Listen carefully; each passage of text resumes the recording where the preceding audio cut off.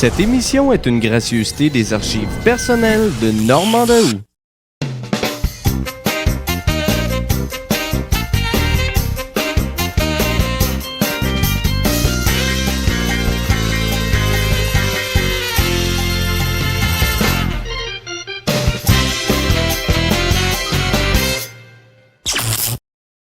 À tous pour un, jeudi, 21h. Une émission couleur de Radio-Canada.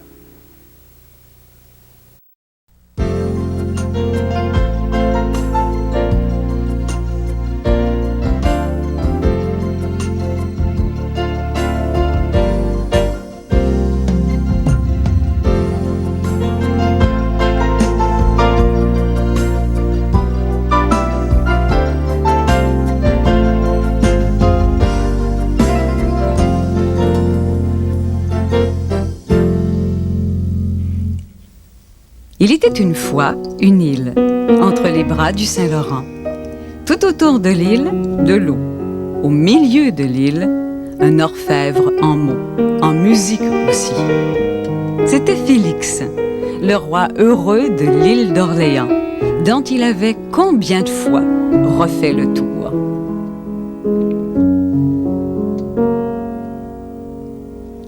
Jean-Fernand, qu'est-ce que c'est ton premier souvenir de Félix Leclerc?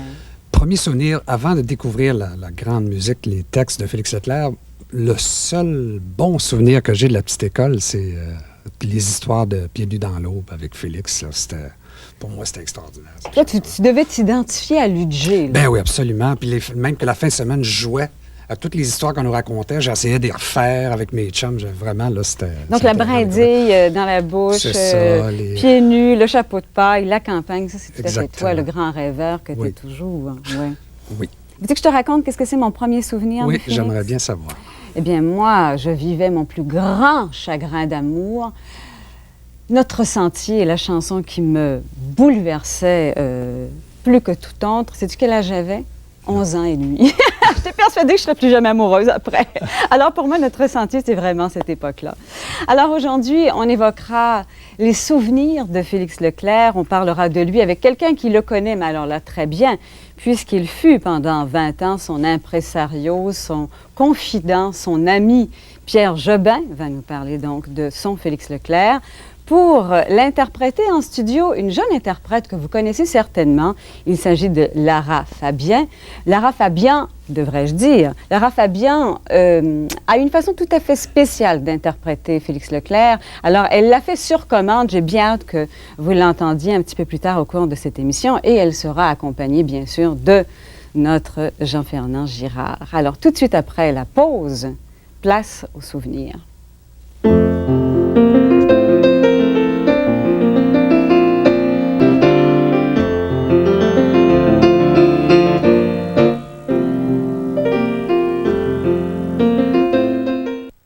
Vous ne me reconnaissez pas. Évidemment, je ne suis pas une vedette. Je suis un consommateur comme vous. Mon but premier, c'est d'épargner. Hey, t'aimes mon look? Ça vient de chez Farah. C'est super cool. J'ai du goût, je cherche de l'élégance, du style et des produits avec griffes.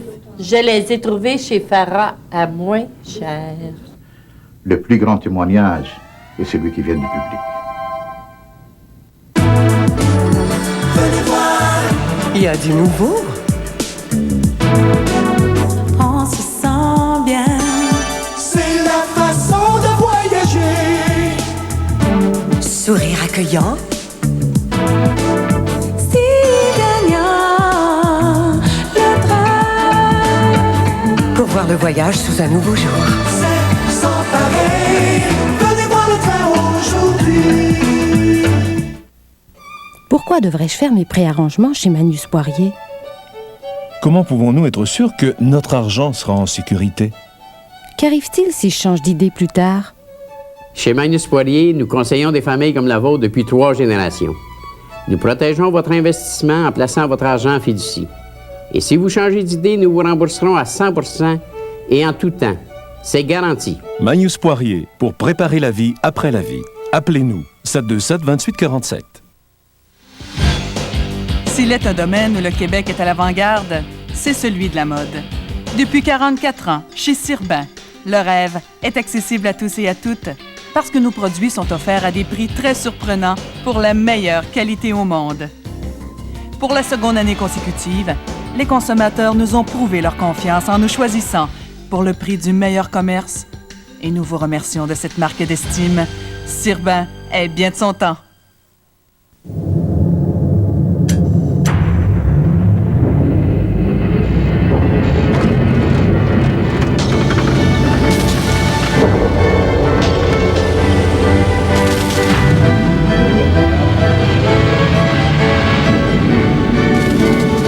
Voici le fruit de toutes nos connaissances. Le nouveau pick-up Sonoma 1994. Camion GMC, la force de l'expérience. Alors moi c'est maman, femme d'âge mûr. Un peu de pisseneux. Allez, veux-tu? Alors femme un peu mûre, adepte de la marche pédestre et du chiffon-J, recherche 5 minutes de break pour relaxer son psychopathe la vidange. Qui ça? Salut, moi c'est Rod. Je suis le plus aîné de la famille. Je travaille dans une boutique de linge parce que le linge, c'est inouï. Bon, ça va bien. Surtout avec ma mère. J'ai une très belle relation avec mon linge sale. Ça? C'est ça. Les hauts et les bas. De la petite vie, samedi 19h30.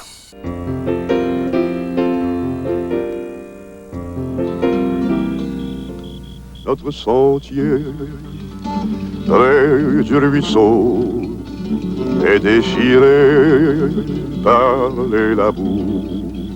Si tu venais, dis-moi le jour, je t'attendrai sous le bouleau.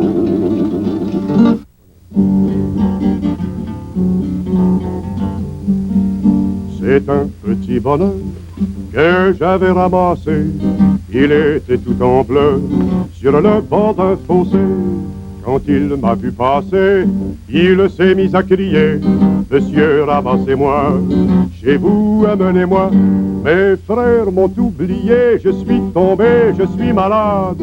Si vous ne me cueillez point, je vais mourir, quelle balade. Je me ferai petit, tendre et soumis, je vous le jure. Monsieur, je vous en prie, délivrez-moi de ma torture. Moi, mes souliers ont beaucoup voyagé. Ils m'ont porté de l'école à la guerre. J'ai traversé sur mes souliers ferrés le monde et sa misère. Moi, mes souliers ont passé dans les prés. Moi, mes souliers ont piétiné la lune. Puis mes souliers ont couché chez les fées et fait danser plus d'une. On l'entend pas siffler, lui qui sifflait tout le temps. Et c'est extraordinaire, comme ces images ont quelque chose de rafraîchissant. Ah, complètement. Habituellement, quand on voit des images du passé, c'est un peu suranné, c'est un peu... Et là, c'est vraiment, on ne sent pas du tout de nostalgie, on a l'impression, on reçoit ça, et c'est très, très rafraîchissant. C'est toujours avec plaisir qu'on regarde ces images. Et quelle voix chaude il avait, quelle présence et quel charme. Est-ce qu'il savait qu'il avait autant de charme, qu'il était beau? Parce qu'il était très beau. Je pense qu'il ne pouvait pas l'ignorer, en tout cas, toute sa vie. On a dû lui dire à quelques reprises. On a dû lui dire. Félix était effectivement un très bel homme. Oui. Moi, j'ai vu des photos des années, de l'époque où il avait 40 ans, en Europe, et j'en avais l'impression de voir descendre un acteur d'Hollywood qui descendait de voiture. C'était vraiment quelqu'un qui était très imposant comme personnage. Par contre, il avait la timidité des gens qui écrivent et qui sont moins habitués avec le public, même s'il a, comme il dit souvent, passé toute sa vie devant la foule. Quand il n'était pas en représentation, c'était quelqu'un de très effacé. Donc, est-ce il manquait de confiance en lui? Est-ce qu'on pouvait dire ça? Non, je pense pas. Mais il croyait en ce qu'il faisait. Ah, tout à fait. Mais c'est quelqu'un qui n'avait pas besoin de la foule. Contrairement à plusieurs artistes qui n'existent qu'en représentation, lui, son premier métier qu'il a toujours considéré, c'était l'écriture. D'accord. Or, la chanson, c'est un métier du dimanche, mais la chanson, quand on la fait, il faut quand même la faire devant des gens. Public, oui. Et ça, il s'y prêtait très bien, il le faisait très bien, mais dès qu'il avait terminé, c'est un ouvrier qui avait terminé son travail, qui rentrait chez lui avec la conscience tranquille d'avoir bien fait. Et il avait dans ce travail qu'il exerçait une espèce de noblesse extraordinaire. Félix disait à chaque spectacle, à peu près avant le début de chaque spectacle, disait toujours, regardait soit par le rideau un tout petit peu, il voyait quelqu'un dans la salle ou avait eu une rencontre dans la journée, et chaque fois qu'il chantait, il disait toujours, tiens, ce soir, je chante pour telle ou telle personne. Cette personne. Et aussi, ce soir, je chante comme si c'était pour la dernière fois. C'est-à-dire qu'il y mettait avec exactement le même cœur, comme si c'était la dernière fois où il chantait. Puis ça l'amenait à avoir une rigueur de tournée, parce qu'en tournée, quand on fait 40 spectacles de suite, il disait toujours, il faut que le 40e soit aussi bon que le premier, donc c'était vraiment spartiate, les tournées avec Félix. Mais ça, j'aimerais qu'on en reparle, Pierre, des tournées, parce que Dieu sait que vous en avez fait plus d'une, des centaines et des centaines, autant ici qu'en France. Alors, on va reparler de Félix en tournée, qui était, paraît-il, extrêmement discipliné. Il y a bien des choses à raconter. J'aimerais qu'on parle de Félix à ses débuts à Paris. Vous savez, il est parti, comme, bon, tout le monde le sait, en 1950, découvert par Jacques Canetti, qui l'a pris par la main, qui l'a amené là-bas. Mais à ce moment-là, il n'avait pas confiance. Il était persuadé que ça ne marcherait pas. Il est parti sans trop y croire. Il est parti avec l'heureux bonheur d'être invité pour toucher le sol de France, mais avec l'esprit où dans une semaine, il reviendrait. Il racontait souvent, bon, je pars, j'arrive, je m'installe au théâtre, il y a les répétitions, le lendemain, il y a la première, le surlendemain, je suis descendu par les critiques, je reste encore une journée, puis je rentre. C'était un petit peu son idée de départ. Ce que vous venez de nous raconter, il le raconte lui-même, et Dieu sait que c'est toujours un plaisir que de l'entendre raconter des événements. Il avait un sens du conteur avec beaucoup d'humour. Alors, on a un petit clip que vous connaissez, Pierre, parce que je pense que vous étiez présent au moment où cette émission a été enregistrée, où Félix nous raconte justement comment il imaginait son arrivée à Paris. Alors, on regarde ça ensemble. Puis moi, c'était ma première fois. Puis j'ai dit, il est lundi, je vais arriver là mardi dans la nuit. Mardi soir, je chante, ils me descendent. Mercredi soir, jeudi midi, je suis ici. C'était mon calcul, mais c'est pas arrivé comme ça. Non, mon but, mon idéal, mon affaire, mon idée, toucher le sol de Francie. Émotion que vous voulez. C'était de toucher le sol des aïeux, revenir, et tout ça, avec le prétexte la guitare. Hein? C'est pas n'importe quoi, là. C'est pas une récompense ou c'est une guitare qui va aller gagner sa vie, qui va me permettre de faire ce voyage-là. Et j'ai été le premier engagé sans audition parce que c'était trop loin. Par M. Canetti? Oui, avec M. Golden, qui est mort, lui, qui avait l'ADC dans le temps. Puis on dit, très bien, M. Canetti, on vous croit. Si vous dites que s'il fausse pas trop, on l'engage. Puis je suis arrivé, puis je suis resté 2 ans. Il est arrivé, puis ça a marché tout de suite. Ça a été instantané. Il est resté 3 ans, de 50 à 53 à peu près. Il a fait carrière en France. D'ailleurs, il y a des histoires très drôles parce que dans sa tête, quand M. Canetti l'a invité pour commencer à l'ABC le 22 décembre 1950, Félix était convaincu que l'ABC, le mot le dit, c'était un petit théâtre, c'était l'ABC, c'était un lieu pour commencer. Or, l'ABC, c'était quand même 2000 places à peu près. Il y avait la garde républicaine, c'était en première partie des compagnons de la chanson, puis il y avait tout un environnement de spectacle autour de lui. Mais il faut se mettre dans la peau de quelqu'un qui a été tout de suite projeté vedette, Grand Prix du disque avec un premier disque, alors qu'en réalité, ici, il faisait des chansons, mais il n'avait pas fait encore carrière. Ce métier-là était tout à fait neuf pour lui. Alors que là-bas, il a tout de suite conquis et le public, la critique et les gens du métier. Ça, c'est assez incroyable parce qu'on se rappelle que c'est l'époque de Boris Vian. Il partageait la loge de Boris Vian. Il est devenu l'ami de Brassens. C'est vrai, toutes ces histoires, ça fait pas partie de la légende tout à fait. de Félix? Non, tout à fait, parce que les Trois Baudets, c'était une pépinière d'artistes et tout le monde est passé là pendant les années. Or, Félix travaillait là aussi, puis c'était toujours des numéros de musical, c'est-à-dire des collectifs de travail. Donc, il y avait beaucoup de monde. Et donc, il y avait chansons, rire et tout ça. Donc, Félix partageait la loge, je dirais, avec Boris Vian et tout ça. Mais ce qu'il faut comprendre, c'est que pour les Français de cette époque-là, et même les artistes créateurs qui sortaient de la guerre, c'était les années 50, c'était tout de suite l'après-guerre, Félix représentait une espèce d'exotisme et ses chansons ancrées dans le terroir, une espèce de fraîcheur et une dimension dont ils avaient besoin. C'était un souffle nouveau qui rentrait, c'était un oxygène extraordinaire qui passait. Et tout ça écrit dans une langue qu'eux déjà commençaient à, je dirais, à voir chanceler. Ses amis de l'époque, c'était qui? C'était Surtout les humoristes? Tous les humoristes. Donc, c'était Raymond DeVos? C'était Francis Blanche, c'était Pierre Dac, c'était Robert Lamoureux, c'était Raymond DeVos, mais c'était beaucoup Francis Blanche et Raymond DeVos. Mais Francis Blanche, je me souviens, il est souvent venu ici à l'île d'Orléans, le voir, le revoir. Ils ont gardé des liens d'amitié très longtemps. Il n'était pas venu à l'île d'Orléans, il n'était jamais venu. Et quelques années, se sachant vieillir et un petit peu mal en santé, il avait accepté un film qui n'est pas un succès, mais dont le prétexte était de venir au Québec et de passer quelques jours avec Félix. Et Félix l'avait amené à, je crois que c'est à Port-Alfred ou Arvida, à un spectacle avec lui. Et à la fin du spectacle, il avait présenté au public, voici la première personne qui a cru à Bozo quand j'ai commencé en Europe, Francis Blanche. Et quand Francis est reparti de l'île le lendemain, Félix a dit bonjour, et puis toute la famille, puis on se reverra, puis tu reviendras, puis tout ça.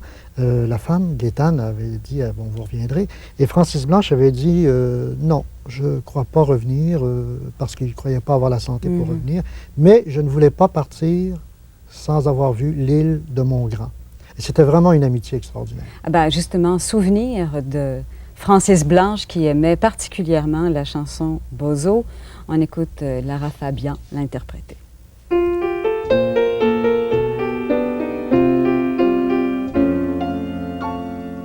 Dans un marais de gens mauvais, il y avait un vieux château, long rideau dans l'eau. Dans le château, il y avait Bozo, le fils du matelot, maître océan de ce palais branlant. Par le hublot de son château, Bozo voyait entrer ses invités, poudrés de vieilles rustes dans carrosse, et la fée Carabosse, tous y étaient, sauf celle qu'il aimait. Vous devinez que cette histoire est triste à boire, puisque Bozo, le fou du lieu, est amoureux. Celle qu'il aime n'est pas venue, c'est tout entendu. Comprenez ça, elle n'existe pas. Ni le château, long rideau dans l'eau, ni musicien vêtu de lin très fin. Y a que Bozo vêtu de peau, le fils du matelot qui joue dans l'eau avec son vieux radeau. Si vous passez par ce pays la nuit, y a un fanal comme un signal de balle, danser, chanter, bras enlacés, afin de consoler pauvre Bozo qui joue sur son radeau. Danser, chanter, bras enlacés, afin de consoler pauvre Bozo qui pleure sur son radeau.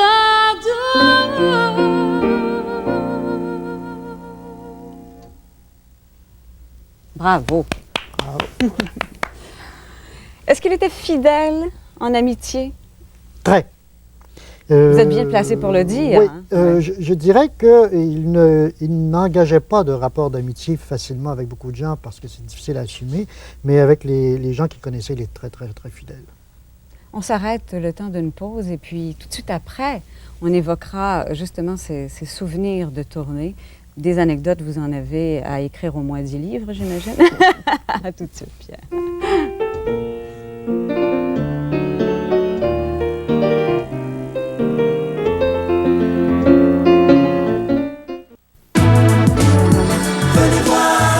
Il y a du nouveau.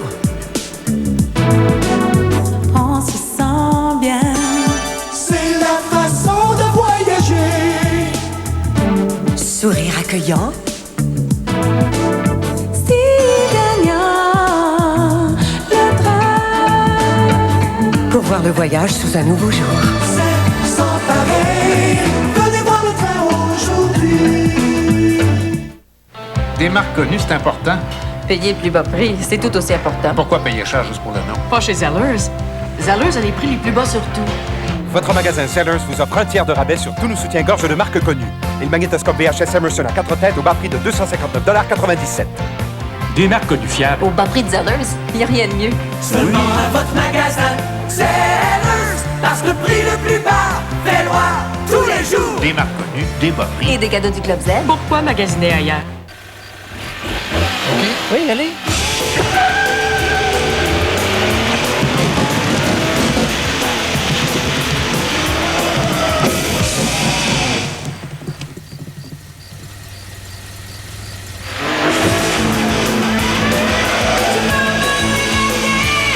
La Géo Métro, c'est votre concessionnaire Chevrolet Géo Oldsmobile.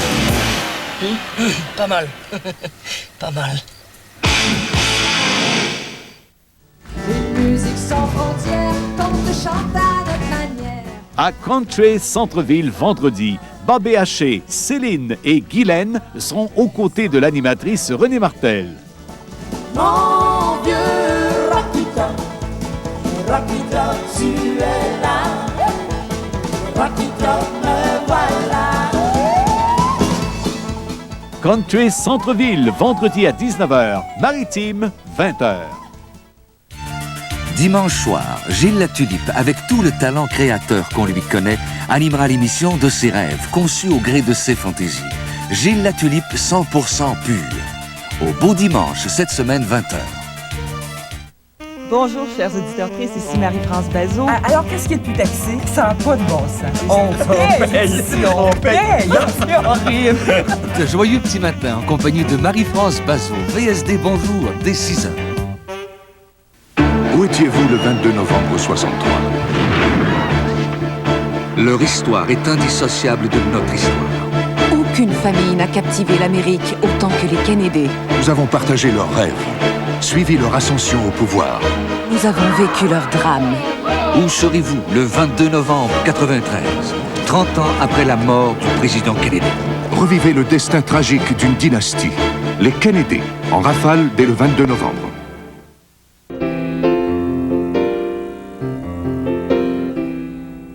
Moi, je dis que faire une chanson, c'est avoir les deux pieds bien à plomb, bien solides dans un pays. On y vient au monde, on y vit, on y meurt. Ça peut être la mélodie, le rythme ou les paroles. Tout ça à la fois ou séparément. Mais une chose sûre, c'est que ça se sent. Chose sûre, c'est que ça se sent. En tournée, il paraît qu'il était extrêmement discipliné. Puis Dieu sait que vous avez fait presque le tour du Québec, de l'Europe avec lui. Est-ce que c'est vrai, ça, qu'il était très discipliné? Effectivement, c'est très vrai parce que c'était vraiment... Félix se levait très tôt le matin, toujours la même routine. Hein? Il se levait très tôt, il marchait un petit peu dans la ville et on partait vers 11 h. On arrêtait manger, on prenait la voiture et c'était toujours avant le spectacle, 1 heure avant le spectacle, le même repas, comme les sportifs. Hein? C'était une grillade, frites, une pomme, un thé. Et c'était après le même rituel aussi après le spectacle. On ne traînait pas nulle part. C'était vraiment rentrer à l'hôtel, une petite bière ensemble avec des pinottes. Okay. S'il vous plaît, des pinottes en écaille, la plupart du temps. Et quand ça avait été un succès monstre et puis que ça frôlait l'orgie, c'était 2 bières. Eh ben. Est-ce qu'il s'ennuyait de chez lui quand il était en tournée? Il s'ennuyait au début, quand j'ai commencé à travailler avec lui, parce qu'il avait toujours la notion de vouloir faire 3 spectacles, un arrêt, 3 spectacles, un arrêt, pour pas trop se fatiguer. Mais néanmoins, la journée d'arrêt, c'était une journée d'enfer, parce qu'il ne pouvait pas rien faire. Donc, moi, j'avais réussi à le convaincre en disant, puisqu'on est là, c'est pas vraiment plus fatigant, travaillons beaucoup et prenons une journée de congé, étant donné qu'on est loin à toutes les 8, 9 ou 10 jours. Et là, il s'est mis à moins s'ennuyer. Mais bon, c'est quelqu'un qui était quand même très lié à sa famille, donc il communiquait relativement souvent avec sa famille. Alors après, des fois, après un certain temps, ça faisait un bout de cafard. Surtout quand les enfants disaient quand est-ce que tu reviens, pourquoi tu es parti?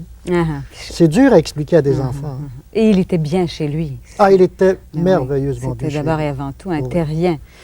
On écoute sa toute première chanson, Notre Sentier. Il était très jeune, il avait à l'époque 18 ans. 18 ans. Et puis on pourrait imaginer qu'après tout ce temps-là, cette chanson a vieilli. Eh bien, pas du tout, parce qu'encore une fois, c'est Lara qui l'interprète et elle lui donne un souffle de jeunesse. Écoute.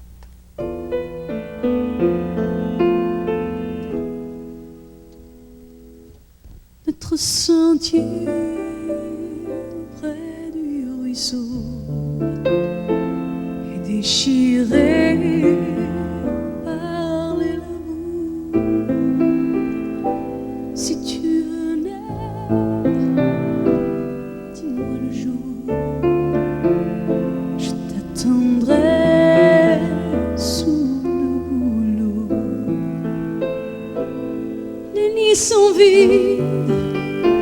décousu. Le vent du nord chasse les feuilles, les alouettes ne volent plus, ne dansent plus, les écureuils, même les pères de tes sabots sont agrandis en flaques d'eau. D'autres sentiers près du ruisseau et déchirés par l'amour. Si tu venais fixe la joue, je guetterais sous le rouleau. J'ai réparé un nid d'oiseau, je l'ai cousu de feuilles mortes. Mais si tu vois sur tous les couleurs le rendez-vous de noirs corbeaux, vas-tu jeter aux flaques d'eau tes souvenirs et tes sabots? Tu peux pleurer près du ruisseau, tu peux briser tout mon amour.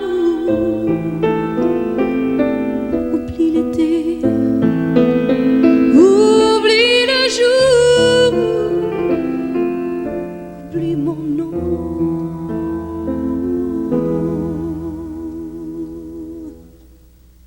Et le boulot.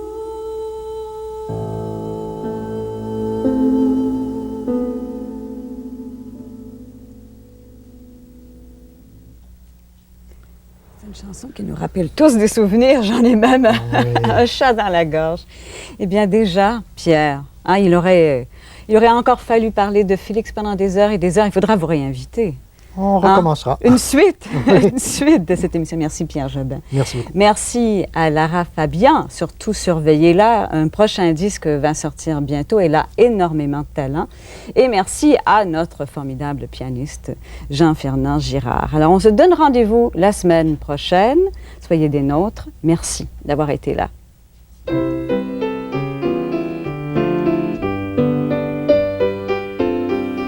L'animatrice et les invités sont logés à l'hôtel Germain-des-Prés de Sainte-Foy.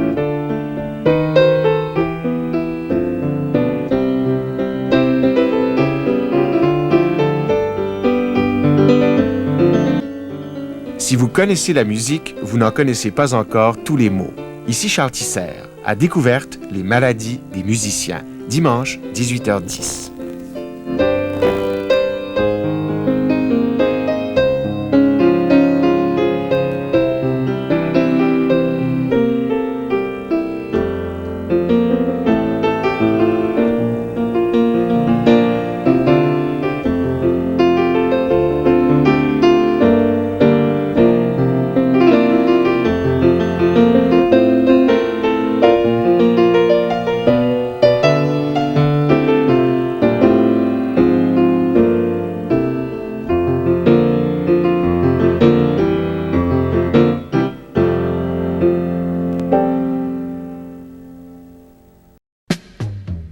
Cette émission est une gracieuseté des archives personnelles de Normand Daoust.